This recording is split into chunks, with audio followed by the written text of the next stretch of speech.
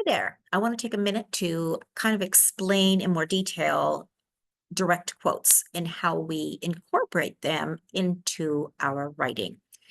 So, first of all, I should say that um, it's really important that your essay, whatever form of essay you're writing, it's persuasive or research or reflection, should really center on your words.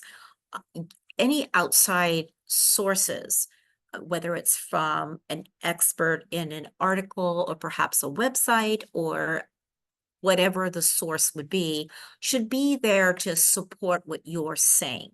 So your words take center stage, and the other words, for example, we're going to go over a quote, an actual direct quote.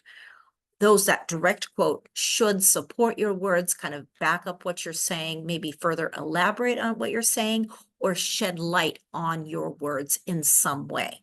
But there is a way to add words of some other source with yours and not just have a floating quotation on your page. So I love this analogy, and it is wonderful. It's called the quote sandwich. Maybe some of you are familiar with it. And I'm not sure why it's represented by a hamburger, but I see it often times it's a hamburger, even though I wouldn't consider a sandwich a hamburger. But anyway, it's a great example because the top part, or the bread, is the first part of what we do. So before we have a quote, we introduce it. And again, that's the bread part. We're going to introduce the quote or the words of somebody else with a signal phrase. And this is a phrase that introduces that quote, and we include an active verb. Notice this example here, we have sit out argues that. Argues is actually an active verb. It's an active present tense. We also have the other example of researchers observed.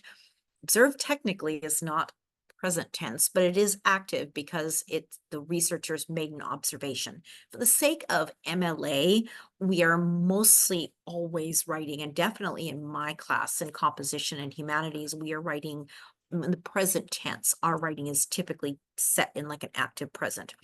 So after we introduce our quote, we will include the quote.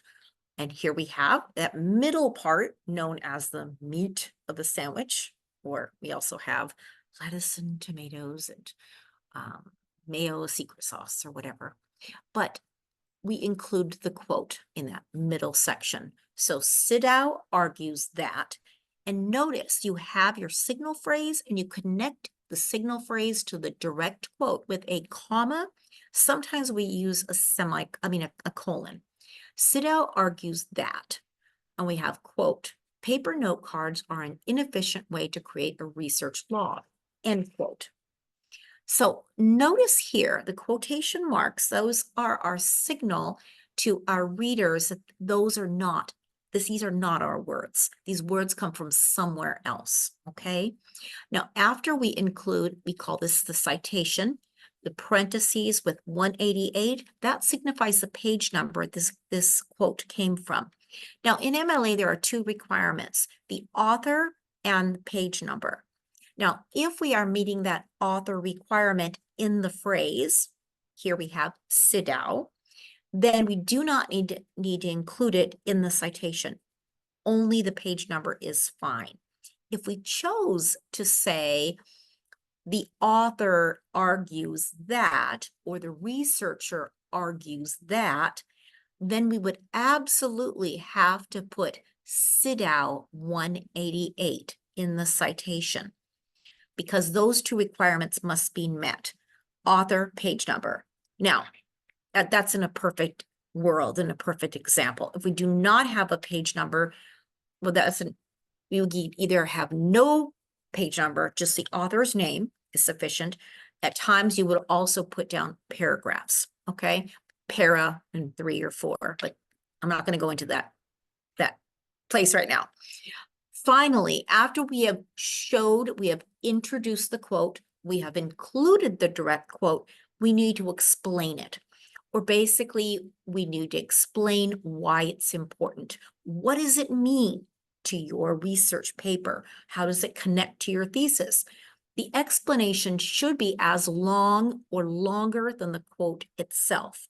Therefore, if you had Sit-Out argues that, quote, paper note cards are an inefficient way to create a research log, end quote, you might finish that off with a sentence or two that continues.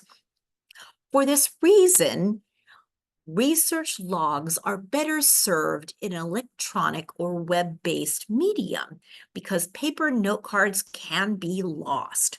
Notice I've taken that and added maybe one sentence, and that is going to go ahead and perhaps I'm writing about the advantages of web-based research or something like to that effect. But again, the bottom line is to keep the focus on your words, not the quote itself or the outside source. I find many students think that because somebody else has published it somewhere, somehow those words are magically better than yours, or they said it better, and what's the point?